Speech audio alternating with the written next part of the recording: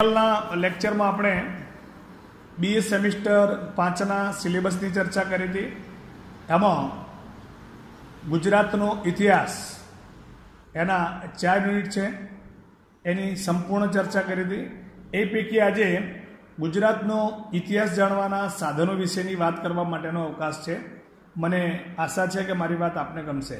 તો મિત્રો, ઇતિહાસના વિદ્યાર્થી તરીકે તમને ખબર છે કે કોઈ પણ વસ્તુનો આપણે ઇતિહાસ જાણવો હોય તો ભૂતકાળની અંદર જવું પડે, અને આપણે એવું કહીએ છીએ કે ભૂતકાળમાં બની ગયેલી જે ઘટનાઓ છે એને વર્તમાનની અંદર જોવા માટેની જે દ્રષ્ટિ હોય એને આપણે હિસ્ટ્રી કહીએ છીએ। કેટલાક ઇતિહાસકારો એવું પણ કહે છે કે આ ઇતિહાસ જાણવા માટે કેટલાક ટૂલ્સ જોઈએ, સાધનો જોઈએ। સાધન એટલે કે ઇતિહાસને તપાસવા માટે, એ આધારભૂત કરવા માટે સાહિત્યિક ગ્રંથો હોય, પહેલાંના સાધનો હોય, આ બધી વસ્તુના માધ્યમથી આપણે જે તે સમયનો ઇતિહાસ જાણીએ છીએ, એનું પૃથ્થકરણ કરીએ છીએ અને આ વસ્તુ હકીકત હતી એવું સાબિત કરવા માટેનો પ્રયત્ન કરીએ છીએ। ઇતિહાસની બાબતમાં બીજું એવું પણ કહેવાય છે, નો ડોક્યુમેન્ટ્સ નો હિસ્ટ્રી। આધાર પુરાવા વગરની કોઈ વાત હોય, સત્ય ના હોય તો એને આપણે ઇતિહાસ કહેતા નથી।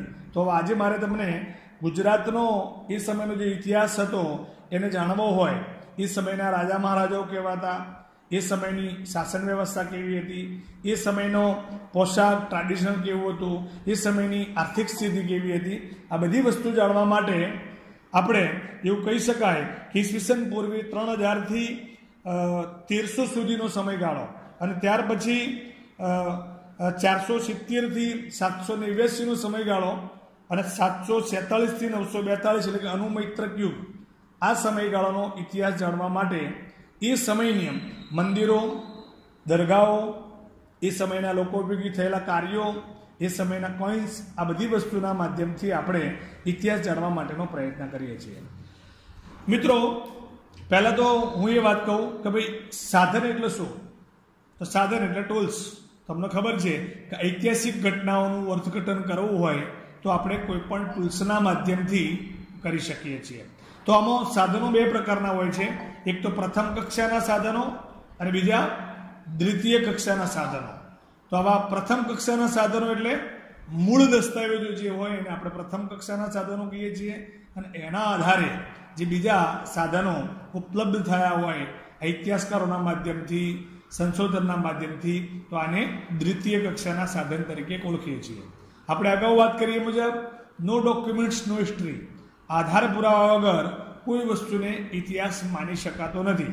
તો મારે તમને એ કહેવું છે કે મૈત્રક સમયનો ઇતિહાસ મારે જોવો હોય તો મારે કયા ટૂલ્સનો ઉપયોગ કરવો પડે?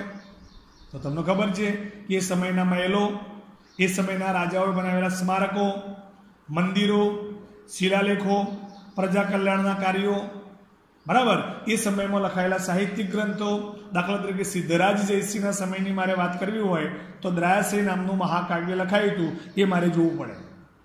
સિદ્ધ એમ શબ્દાનુશાસન નામનો વ્યાકરણ ગ્રંથ લખાયો હતો, તો એના પરથી મને એવું ખબર પડે કે એ સમયમાં પણ ગુજરાતી ભાષાનું શું મહત્વ હતું।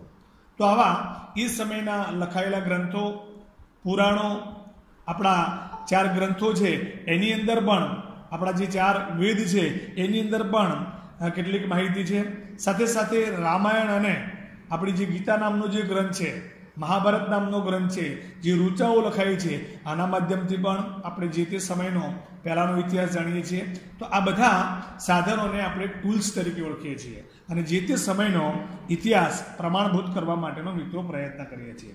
હવે 20મી સદીના ઉત્તરાર્ધમાં એવું કહેવાય કે સળંગ ઇતિહાસ લખવાની શરૂઆત થઈ। આજની તારીખમાં તમે જે લિખિત સ્વરૂપે ગુજરાતનો રાજકીય અને સાંસ્કૃતિક ઇતિહાસ તમારે જાણવો હોય તો બોજી વિદ્યાભવનની અંદર એના 8 ગ્રંથો છે, પણ આ પ્રમાણભૂત ઇતિહાસ લખવાની શરૂઆત 20મી સદીનો જે ઉત્તરાર્ધનો ભાગ હતો ત્યારથી થઈ, અને આપણા ઇતિહાસકારોએ મથામણ કરી અને એ ઇતિહાસને લેખિત સ્વરૂપે તમારી સમક્ષ મૂકવા માટેનો પ્રયત્ન કર્યો છે। અને આપણે ઇતિહાસ વાગોળી અને ભૂતકાળ આપણો કેટલો ભવ્ય હતો, રાજા મહારાજાઓની કામગીરી કેવી હતી, સુવર્ણ કેવો હતો, સિક્કાઓ કયા હતા, ખેતીના સાધનો કેવા હતા, અને પ્રજા જીવન કઈ રીતે પોતાનું જીવન વ્યતીત કરતું હતું, એ વસ્તુને આપણે વાગોળ્યો છે। હવે મારે આજના લેક્ચરમાં તમને ઈસવીસન પૂર્વે 300થી ઈસવીસન 1300 એટલે કે 16મી સદીનો જે 16 વર્ષનો ઇતિહાસ છે એ જાણવો હોય તો કયા ટૂલ્સનો હું ઉપયોગ કરું. દાખલા તરીકે મૈત્રક યુગનો સમયગાળો હતો 470 થી 782. આ મૈત્રક રાજવીઓ હતા, એનો ઇતિહાસ જાણવો હોય તો હું કયા ટૂલ્સનો ઉપયોગ કરું. એના પછી અનુમૈત્રક યુગ આવ્યો 747 થી 942. તો એ સમયના રાજાઓ કયા હતા? પહેલો રાજા કયો આવ્યો, એના પછી બીજો રાજા કયો આવ્યો, મૈત્રક વંશ પછી કયો વંશ આવ્યો. તો આ બધી વંશાવલી અને રાજાઓની સળંગ માહિતી જાણવી હોય તો આપણે પહેલાંના સમયના જે ટૂલ્સ છે, પહેલાંના સમયના જે દસ્તાવેજો છે, તામ્રપત્રો છે, આ બધી વસ્તુના માધ્યમથી આપણે જે તે સમયનો ઇતિહાસ મિત્રો જાણી શકીએ. હવે ગુજરાતનો ઇતિહાસ જાણવા માટે આપણા સિલેબસની અંદર એના કેટલાક મિત્રો ભાગ પાડ્યા છે. ભાઈ ગુજરાતનો ઇતિહાસ જાણવાના સાધનો જણાવો. તેમાં પુરાતત્વીય સાધનો આવે, અભિલિખિત સાધનો આવે, સિક્કાશાસ્ત્ર આવે અને સાહિત્યિક સાધન આવે. તો આ 4 સાધનોની હું આછી માહિતી આપું. તો મિત્રો પહેલાં આપણે વાત કરીએ પુરાતત્વીય સાધન. તો પુરાતત્વીય સાધન એટલે શું? તો પુરાતત્વીય સાધનની વ્યાખ્યા આવી થાય કે ભાઈ પુરાતત્વ, પુરા એટલે પહેલાંનું, પહેલાંના સમયની જે માહિતી આપતું સાધન હોય એને પુરાતત્વીય સાધન કહેવાય. દાખલા તરીકે મંદિરો, મસ્જિદો, દરગાહ. તમને એક ઉદાહરણ આપું કે તમે અહીંથી પાટણ જાઓ છો અને રાણીની વાવ જુઓ છો, તે પુરાતત્વીય સાધન કહેવાય. એ સમયમાં રાજા એની રાણીની યાદમાં પાણીના ઉપયોગ માટે, પ્રજા કલ્યાણ માટે આ પ્રકારની વાવ બંધાવતા હતા. એ જ રીતે તમે અહીં પાવાગઢ જાઓ, આપણું વર્લ્ડ હેરિટેજ પ્લેસ છે ચાંપાનેર, અને ચાંપાનેર જુઓ તો એનો કિલ્લો જુઓ તો તમને ખબર પડે કે ભાઈ રાજાએ પથ્થરમાંથી સરસ મજાની કોતરણી કરી અને આવા કિલ્લાઓ બનાવ્યા હતા, અને એ વર્લ્ડ હેરિટેજ પ્લેસ તરીકે આજની તારીખમાં એની નામના છે. તો એ જ રીતે તમે ધોળકાનું મલાવ તળાવ જુઓ, એ જ રીતે સિદ્ધપુરનો રુદ્ર મહાલય જુઓ, એ જ રીતે આપણું સોમનાથ મંદિર જુઓ. બરાબર, આવા અસંખ્ય ટુરિઝમ પ્લેસ છે તમે જુઓ. એ જ રીતે આપણું મોઢેરાનું સૂર્ય મંદિર જુઓ. તો આ બધા પુરાતત્વીય વસ્તુના નમૂના છે. તો પુરાતત્વીય સાધન એટલે પહેલાંની માહિતી આપતા જે સાધનો હોય, અવશેષ રૂપે સચવાયેલા હોય, એવા સાધનોને પુરાતત્વીય સાધન તરીકે મિત્રો ઓળખવામાં આવે છે. બીજું સાધન છે અભિલેખિત સાધન. અભિલેખિત એટલે અભિવ્યક્ત થવું, પ્રસ્તુત થવું. તો તમને ખબર છે કે ભાઈ પહેલાંના સમયમાં અને આજની તારીખમાં પણ કોઈ પણ વસ્તુનું ઇનોગ્રેશન થાય, ઉદ્ઘાટન થાય તો એની એક તકતી લગાવવામાં આવે છે. તે સમયમાં પણ મંદિરનો જીર્ણોદ્ધાર થાય, કોઈ રાજાએ સારા કાર્યો કર્યા હોય તો વિવિધ પ્રકારના શિલાલેખો લખવામાં આવતા હતા. તામ્રપત્રો ઉપર એની માહિતી લખવામાં આવતી હતી. મૂર્તિ નીચે લખાણ લખવામાં આવતું હતું. બરાબર છે, ટાંકણાઓ દ્વારા વિવિધ છાપ પાડવામાં આવતી હતી. તો અભિલેખિત એટલે અભિવ્યક્ત થવું.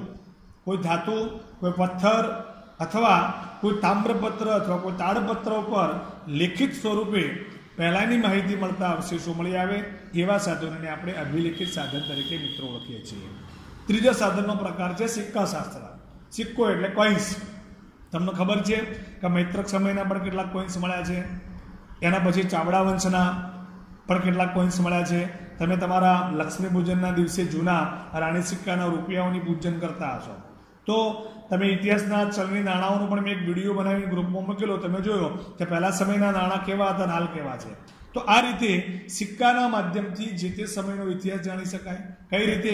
દાખલા તરીકે જે તે સમયના રાજવીએ સિક્કો બહાર પાડ્યો હોય તો પહેલાંના સમયમાં તમને ખબર છે ચામડાના સિક્કા બહાર પડતા, ત્યાર પછી લોખંડના સિક્કાઓ પડતા, ત્યાર પછી ધાતુના સિક્કા પડતા, અને સુવર્ણ યુગની અંદર સોના અને ચાંદીના પણ સિક્કા હતા. આ સિક્કા ઉપર રાજ્યનું રાજ્ય ચિહ્ન હોય, વર્ષ હોય, એના ઉપર જે અલગ પ્રકારની મુદ્રાઓ હોય, એના માધ્યમથી એ જે તે સમયનો સંસ્કૃતિ અને ઇતિહાસ જાણવા માટેનો આપણે પ્રયત્ન કરી શકીએ. દાખલા તરીકે સોનાનો સિક્કો હોય તો આપણે એવું કહી શકીએ કે એ સમયના રાજાઓની આર્થિક સ્થિતિ, એ સમયની પ્રજાની આર્થિક તંદુરસ્તી અને સ્થિતિ સારી હશે.